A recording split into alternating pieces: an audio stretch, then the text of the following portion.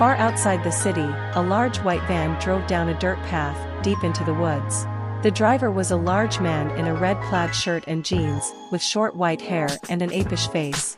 Next to him in the passenger seat, was another extremely large man.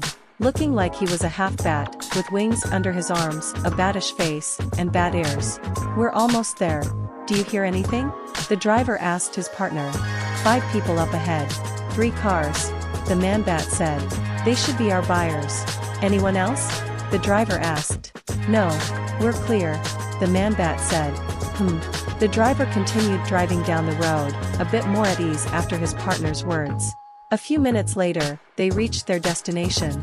A large opening in the trees, with a medium-sized log cabin. Already there were 3 black vans.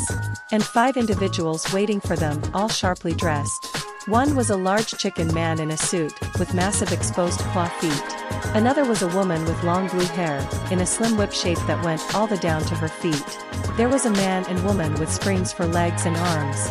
Lastly, there was an extremely large man with a spider face, long white hair, and an extremely ripped body.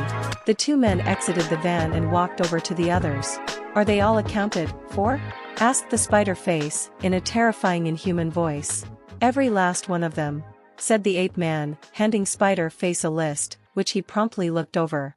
"Good. That means we won't have to worry," said a rough yet feminine voice from behind them.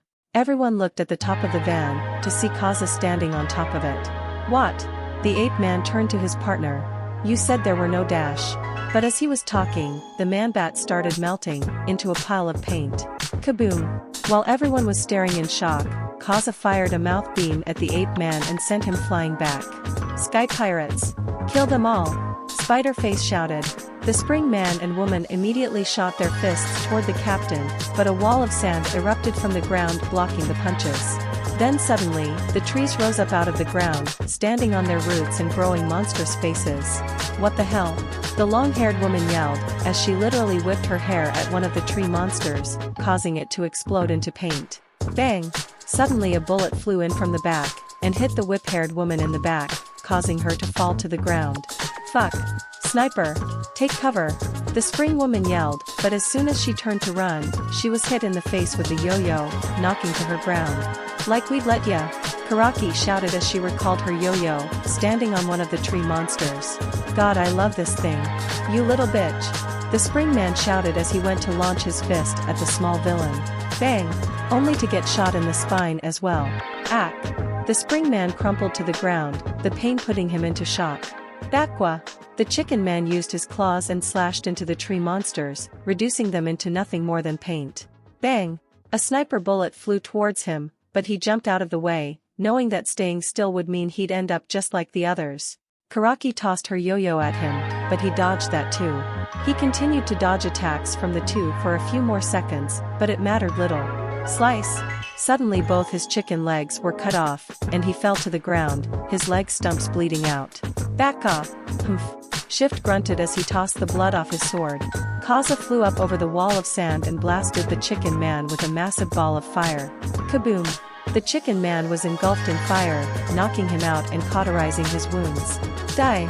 Spider Face yelled as he lunged at the flying Kaza, but he went right through her, as Shift used his quirk on her to keep her from getting hit. "Damn it! Final one. Initiate the plan," Kaza said into her earpiece, as she headed to the ground. "Hey ugly!" Karaki shouted at Spider Face, causing him to turn to her, only to get hit in the eyes by her yo-yo. "Ag!" Spider Face roared in pain as clutched his eyes, unable to see anything for the moment. During that time, the sky dagger decloaked, appearing a few miles into the sky. Cannons ready. Meanwhile, Kaza picked up one of the tree monsters and threw it high into the air, which was pretty easy as it was far lighter than it looked, due to being made of paint. "Fire!" Kaza shouted.